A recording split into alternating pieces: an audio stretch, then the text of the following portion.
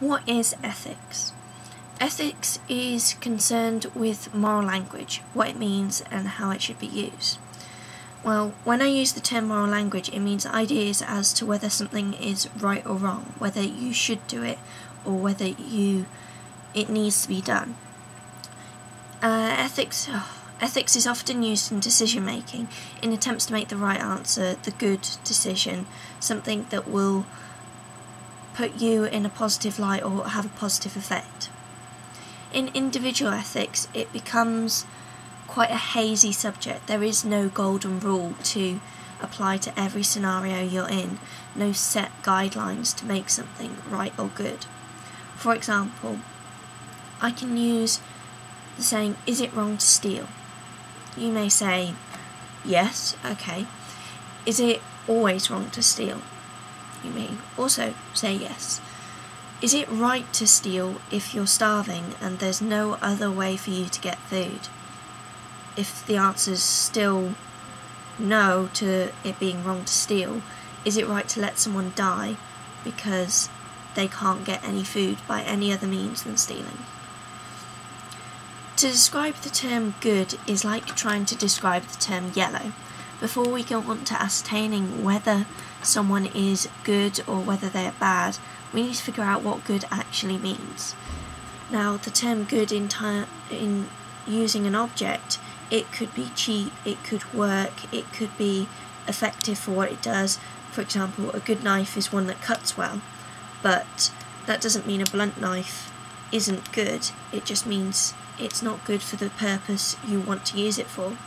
But when it comes to describing a person as good, it's like trying to describe the colour yellow to someone who hasn't seen it. Nigh on impossible. It becomes difficult and confusing. So, for today, I will use the cardinal virtues and vices, which is a more traditional method of trying to find out what's good, but it's one that I feel we can relate to in some way or another. Now, the cardinal virtues are prudence, which is basically common sense; justice, which is ensuring something is fair and everyone involved is going to get an equal or a benefit from it; fortitude is fortitude. I don't know what fortitude is. Fine.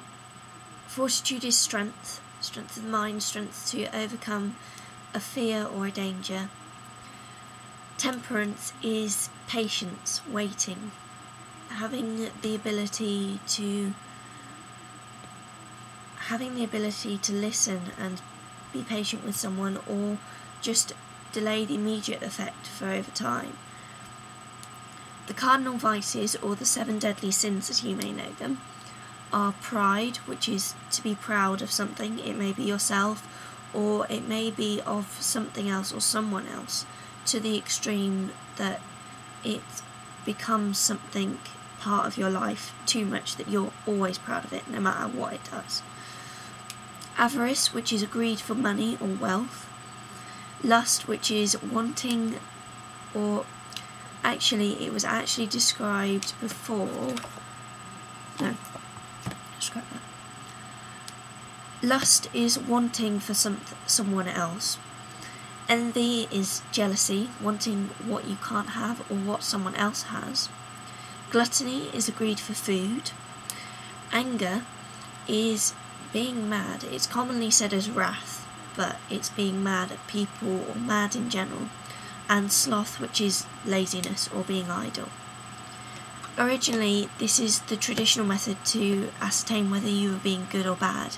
If you were obeying the cardinal vices, then you were doing well. If you fell victim to the cardinal vices, if you obeyed the cardinal virtues, and if you fell victim to the cardinal vices, that would depend on, in the Church's eyes, whether you were good or bad. There are lots of theories for individual ethics. I could spend days or hours going through each one to give it the justice that it deserves, but for today I will briefly go through natural law. Opposed to a popular misconception, natural law isn't how nature intended, it's more how it applies to our current way of living. For example, something you may have heard about or you may know about is the Catholic Church's opinion on gay sex. Now, is gay sex in church? Now, I don't actually... Natural law. Natural law, opposed to popular opinion, is not what nature intended, but how it should be according to our lives now. For example, sex in church. Now, I don't actually mean sex in a church, I mean sex in the church's view. Sex in the Catholic Church's view is that it's for procreating life. Now, although all sex should equal that, which is why they are also against contraception, this is the reason why they are against gay sex as well. Because the pieces basically don't fit together. If you have two people of the same sex, there is no way they can create life. The church isn't against the actual love, it's about the fact that the act cannot do what it was naturally intended to do. This also brings us to the law of double effect. Now, with the law of double effect, it is a case of thinking through the actions. What you initially see as the effect may not be the complete effect of your actions. For example, a woman may go on the pill for medical reasons. I won't go into all the gore, but aside from the contraception angle, that is the first effect, curing the medical problem. The second effect is that she won't be able to conceive. No matter what she does, as long as she doesn't prevent the actual act of conception, the fact that the pill does the effect of not allowing her to conceive is a double effect. This sometimes is used as a way of bending natural law. It's not particularly a strong case, but it is one that has been used. Now, in terms of business ethics is different to personal ethics because it doesn't affect just one person. It has a larger impact and a bigger scale, no matter what size the business is. It has effects on the environment as well as social.